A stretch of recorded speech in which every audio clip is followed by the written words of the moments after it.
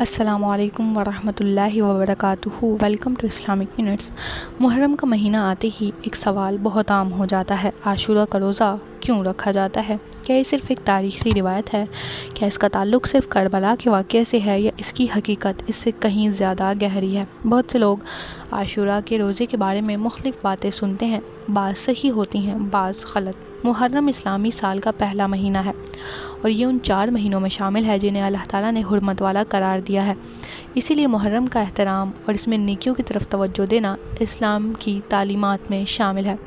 عاشورہ کا مطلب کیا ہے؟ عاشورہ عربی لفظ عشر سے نکلا ہے جس کا مطلب ہے 10۔ محرم کی 10ویں تاریخ کو عاشورہ کہا جاتا ہے۔ اسلامی تاریخ میں یہ دن کئی اہم واقعات سے تعلق رکھتا ہے، لیکن سب سے مشہور واقعہ حضرت موسیٰ علیہ السلام اور بنی اسرائیل کی فرعون سے نجات ہے۔ حضرت عبداللہ بن عباس رضی اللہ عنہ بیان کرتے ہیں، جب رسول اللہ صلی اللہ علیہ وسلم مدینہ تشریف لائے تو آپ صلی اللہ علیہ وسلم نے یہودیوں کو عاشورہ کے دن روزہ رکھتے دیکھا۔ آپ نے پوچھا، یہ کون سا دن ہے جس میں تم روزہ رکھتے ہو؟ انہوں نے کہا، یہ عظیم دن ہے، اس دن اللہ نے موسیٰ اور ان کی قوم کو نجات دی اور فرعون کو غرق کیا۔ موسیٰ علیہ السلام نے اللہ کا شکر ادا کرتے ہوئے روزہ رکھا۔ آپ صلی اللہ علیہ وسلم نے فرمایا، ہم موسیٰ علیہ السلام کے زیادہ حقدار ہیں۔ اور آپ صلی اللہ علیہ وسلم نے خود بھی روزہ رکھا اور دوسروں کو بھی روزہ رکھنے کا حکم دیا۔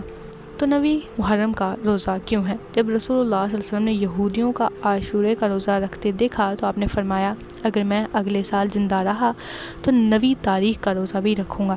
اس سے علماء نے استدلال کیا ہے کہ محرم کی 9 اور 10ویں تاریخ کے روزے رکھنا بہتر ہے۔ غلط فہمی: عاشورہ کا روزہ صرف کربلا کی وجہ سے ہے۔ یہ ایک عام غلط فہمی ہے۔ حقیقت یہ ہے کہ عاشورہ کا روزہ رسول اللہ کی سنت ہے اور کربلا کا واقعہ بعد کے زمانے میں پیش آیا تھا۔ کربلا کا واقعہ یقیناً تاریخ اسلام کا ایک عظیم اور دردناک واقعہ ہے، لیکن عاشورہ کے روزے کی بنیاد رسول اللہ کی سنت پر ہے۔ دوسری غلط فہمی: عاشورہ صرف غم کا دن ہے۔ اسلام غم بنا نہیں کرتا ہے۔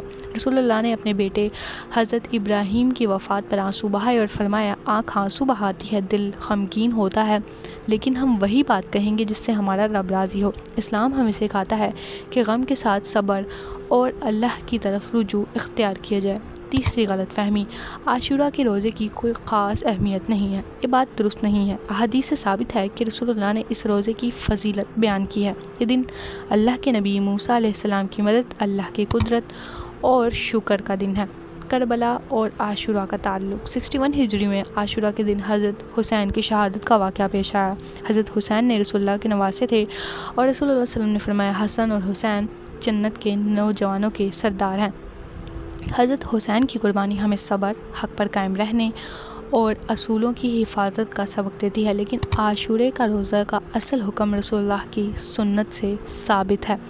عاشورہ ہمیں کیا سبق دیتا ہے؟ اللہ کی نعمتوں پر شکر ادا کرنے کا سبق دیتا ہے، صبر اور یقین کے ساتھ اللہ پر اور اللہ کے دین پر قائم رہنے کا حکم دیتا ہے، گناہوں سے توبہ کرنے کی تلقین اور نصیحت کرتا ہے، اور کربلا ہمیں بتاتی ہے کہ حق، صبر اور قربانی کی اہمیت ہمیشہ قائم رہنی چاہیے۔ عاشورہ صرف ایک تاریخ نہیں ہے، یہ ایک پیغام ہے۔ یہ ہمیں موسیٰ علیہ السلام کے ذریعے اللہ کی مدد یاد دلاتا ہے، یہ ہمیں رسول اللہ کی سنت سے جوڑتا ہے، یہ ہمیں حضرت حسین کی قربانی سے صبر اور حق کا سبق دیتا ہے۔ لہٰذا عاشورہ کو صرف ایک رسم یا اختلاف کا موضوع بنانے کی بجائے اسے قرآن و سنت کی روشنی میں سمجھا جائے۔